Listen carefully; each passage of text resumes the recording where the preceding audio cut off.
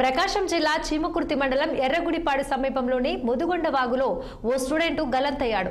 సంతనూతలపాడు మండలం మైనంపాడు కాలేజీలో TTC second year చదువుతున్న అరవింద్ ప్రమాదవశాత్తు నీటిలో కొట్టుకుపోయాడు.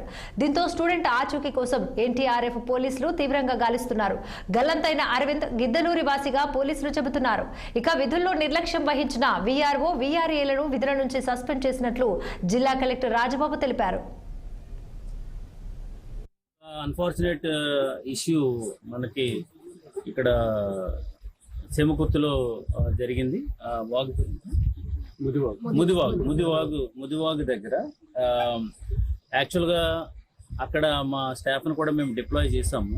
అయితే ఇద్దరు కూడా ఎవరినైతే డిప్లాయ్ చేసాం వాళ్ళిద్దరూ లంచ్కి వెళ్ళడం అనేది జరిగింది. అది కరెక్ట్ కాదు. ఏం చేతంటే అక్కడ ఆ ప్లేస్లో కంపల్సరీగా పర్సన్ ఉండాలి.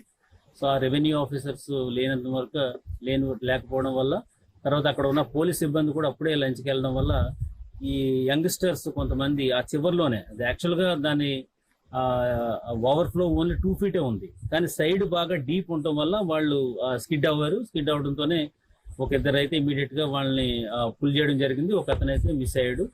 సో దాన్ని కూడా ఇప్పుడు ఎన్డీఆర్ఎఫ్, ఎస్డీఆర్ఎఫ్ వాళ్ళు కూడా వచ్చారు. వాళ్ళందరూ కూడా ఇప్పుడు సెర్చ్ స్టార్ట్ చేశారు.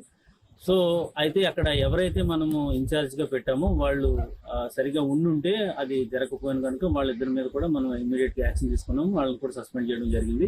సో మొత్తం జిల్లా వ్యాప్తంగా కూడా అన్ని చోట్ల కూడా మనం పోలీసు అండ్ రెవెన్యూ యంత్రాంగాన్ని కూడా పెట్టి 24/7 అప్రమత్తంగా ఉన్నాము.